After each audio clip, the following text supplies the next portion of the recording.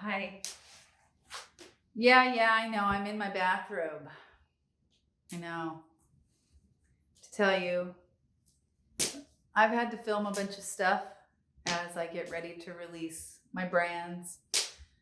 Well, Inshallah's already been around um, for a while, but Align's getting ready to be released. And so my company, iwei, is getting ready to come out of the closet. And I am not a social media person. I don't do social media. Recording this stuff is the first time I've recorded myself, other than like on trips and recording fun things. And I know that it's important to share, to connect with you, to connect with those out in the world that I'm meant to connect with, who are meant to connect with me. I know that it's important to share my journey. And I'm not afraid to do that. If you were standing in front of me as a regular person, I wouldn't have any problem sharing my journey with you, sharing how iwei came to be. But the idea of turning on a camera and recording it and then putting it up on Facebook or Instagram or my website was a little intimidating. And, you worry about how people are going to perceive you, so you care about how you look, because in our society right now, how you look seems to be important to get people to notice you. So I was worried about outfits and what staying was going to look like. And I realized that the only way I was going to get through this and feel comfortable was to do it where I'm most comfortable, in what I'm most comfortable. So this is my bathroom. This is my fireplace. And this is what we're doing. So hi, I'm Stacy Shell. I live in Northern California. I have born and raised Northern California. And I have a company, iwei. The website's iwei.one. And right now I have two brands, Inshallah Essential Oils and Align Gemstone Diffusers. But I wanted to talk to you about how iwei came to be, because I think it's important to me why iwei came to be, what its purpose is. Now, I'm going to warn you that I might cry. I'm not crying because I'm sad. I'm crying because this is a big deal for me. Like talking to you, putting myself out there, ready to show the world what I am. Big step for me. So if I cry, it's just an emotional release. You're welcome to cry with me. But you also, don't worry, I'm okay. That's just my dove flying around, so you can ignore the sounds. Okay, iwei. So I used to be in the corporate world. I was a financial consultant. I worked for large corporations, but my consulting was primarily to cities and counties here in California. I also did some WIC consulting at the federal level. I was a very good consultant. I was not a good corporate person. I'm not good at conforming. I'm not good at just accepting orders and not asking why. I'm really good at using my brain, and sometimes that didn't go along with my bosses at the time's thought process of what kind of employee I should be. So I did well in the corporate world. I was in the corporate world for like 15 years. I mean, I went to college. I have undergrad business degrees. I have a master's, an MBA with a concentration in marketing. So corporate world is where I thought I was going to live and die and make all my money. And that ended up not being the case. So I lived in the corporate world for a long time. And it was, I had some good times. I met my best friend there. She was my boss at one of my first jobs. I do not regret any of it, but it was difficult. It was difficult to conform. It was difficult. A lot of people wanted to exert certain levels of control over me that I didn't think were appropriate or necessary. So anyways, while that was going on back in 2015, I met who would become my second husband. And I just want to let you know, well, I'll tell you that'll be part of the story. So you just wait. So I met my second husband, and it was a very unhealthy relationship. He was very abusive, not physically, but mentally and emotionally. He was a hardcore alcoholic, which I did not know when we first started dating. It took me a while to figure it out. Hardcore cheater, had relationships going before we got together. But he's a soulmate. And so when I met him, we connected on a level I had never connected with anyone before. That's my cat, William. His name is Sir One-Eyed William. But anyways, so it was a turbulent 2.5 years with him. And it was very, I can't express to you how broken I became. He's a narcissist, so I was gaslighted a lot. I was made to think I was the problem, the crazy one. I can't even go into the stories of how crazy. I should have left long before I did, but I loved him, and he made me, he said he loved me, and the feelings I felt, which I understand now, were more me than they were him, and more about what I thought the relationship was versus what it really was. So it was really bad. He cheated on me a lot. He would start fights, and he would go off and disappear for 2 or 3 days so that he could drink and cheat and do whatever he was doing. And then he'd come back to me, and I wouldn't know. At first, I didn't know that's what he was doing when he was gone. I thought he was sitting at home sad and crying like I did, but not the case. I started to become a very emotionally drained, and I was seeking help. I was still working my day job, and I was working about 80 hours a week, so it was tough. But I started to seek help, therapy and stuff. And this was before we got married that I started seeking therapy. And I've had therapy off and on throughout my life, and it's been very helpful. And this was a turning point for me. And for those of you that are more on the spiritual tip, he's the narcissist, I'm an empath. So that's the dynamic that's going on. And you can look that up if that resonates with you for any reason. So to make that long story short, too late, I was doing a lot of therapy. I was very broken. I was very lost. I was miserable at my job, and the control that my bosses were trying to exert over me, the inappropriateness of my bosses, some of the things I was encountering just were piling on top of this everyday adrenaline rush up and down of the drama of my relationship.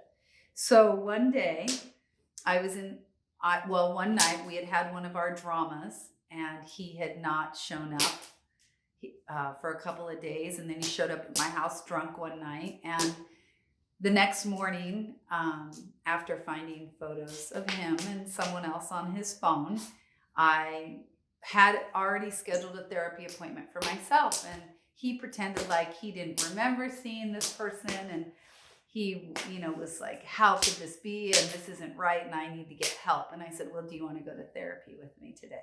And he said, yes. It was a very difficult therapy session, and never take anyone to therapy that's hungover, because they're not even all totally there. And during this therapy session, I was crying my eyes out. I was bawling. He was sitting next to me. My therapist was across from us. And I was like, I don't understand. Why is he doing this? What have I done? Da, da, da. And my therapist kept saying, Stacy, you need to choose you. And she just kept saying it over and over. You need to choose you. And I said to her, I'm here in therapy. I am choosing me. And I brought this motherfucker with me. So how am I not choosing me? I didn't realize till years later, after lots of healing and moving away from this relationship, what she meant, and that I needed to show up for myself. So during this conversation, I had a notepad. And on it, I wrote, I WEI. And I kept writing it over and over. And in my mind, I was thinking, how can I choose me? How can I stand in my strength? How can I stand in my power and my greatness? And then have somebody else choose them, stand in their power, in their greatness, in their wondrousness of what they are. And then together we create. And that was what was going through my head. And we got through the session. He immediately left and went back to the bar and all that stuff. And I kept that notepad. Now, I am a note person, so I turned one of my walls in my house into a whiteboard. I bought paint. So I wrote iwei, and the logo you see now is literally a picture of that from my wall. That's the logo. I never changed it. I'm not going to. I think it has all the power it needs to in it the way it is. So after about another year of that drama and marrying him, and only being married for 62 days. So you don't have to be famous and rich just to have these short ass marriages. I finally, one day, we were married 62 days. It was a trauma day. It was very dramatic.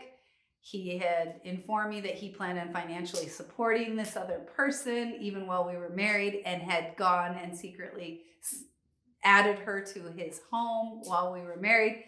It hit, it clicked. I was done. I let him leave. I never spoke to him again. Well, for 4.5 years. And I was done. I was not just done with the relationship. I was done with the bullshit. I was done with my bullshit. I was done with crying all the time. I was done with being mad. I was done with being in a world that I didn't feel that I belonged. I was done feeling mediocre and lost and stuck. I was done. And I was done with my company. And I got really lucky. So he left in August 30th was the day I had him leave. And right before the Thanksgiving holiday, my boss, who I particularly was butting heads with a lot, and the reason they couldn't fire me is because I was so good at my job. But she said to me, while you take this holiday, I want you to think about your job. And I want you to decide whether or not you're on the boat. Are you on the boat with us? And if you're on the boat, then what that means is you keep your mouth shut and you do what you're told. And I don't want to hear your opinion. And all these things. It was very surprising. And on that call, I was like, I'm on the boat. I'm like, you got it. Because I needed the money. I was afraid to lose my job. I didn't have savings. I didn't have a plan. I was just starting a divorce from a guy I'd been married to for 62 days. I mean, I had no clue. We got off the phone, and right around the Thanksgiving time, I was like, wait a minute. I don't want to do this. I don't want to be on that boat. Fuck that boat. I want my own goddamn boat. So what did I do? I went to an attorney, and they luckily took my case, where they get a percentage after we settle. And I basically got out of my job. I got a settlement for some inappropriate behavior that I had been tolerating and complaining to HR about. And that was it. I was done. I didn't go back. I didn't go back to that job. I had no plan. I had no savings. I had a little bit of money from the settlement, not enough to get someone by for more than a couple of months who has to pay a mortgage and bills and all of that stuff. But it was it. I knew I needed to start iwei. And I did. I went out. I think I incorporated in January of 2019. I left my job of January 2018. And that whole year was a complete disaster for me. I had to break to be reborn. I had to break to rebuild. The divorce, if you're wondering, took 14 months. So during that time, I was a disaster recovery volunteer for the American Red Cross. I did a lot of volunteering for that year as I found myself. I was very lucky to be supported by my mother, who has never not had my back. And I went on a trip to Egypt in 2018 with a friend of mine, which is where I found my 5th generation perfumer for Inshallah oils. But I didn't buy the oils, and that's a whole nother story. But I didn't buy the oils to sell. I bought them for myself. But when I came home, I realized I bought way more oils than I could ever use. And that's where I started to think about this business. So I incorporated in 2019. And during that 2018 year, one of the things I kept saying is I wanted diffusers that look like gemstones, and all these ideas started coming to me. Things that I had talked about at a surface level with friends or thought about in my head, but never gave it any thought because I had an 80-hour-a-week freaking job. I had a crazy ass husband that I couldn't keep it together, what lie he was telling and what was going on. And this whole time I'm thinking I'm the one that's the problem, and I'm miserable in this existence. And I didn't want to be miserable anymore. So here I am. It's 2023, and I am releasing my diffusers. My Inshallah line has been around for over a year and a half, and it's starting to pick up now that I'm getting into social media. I am on the brink of greatness at my company. It's just me, and then I have the support of a couple of friends who are doing some of the work that I don't have the skill set for, like the editing and all that stuff. And that's how I came to be here. And that's why I'm here talking to you right now. I'm here to be authentically me and know that's enough. And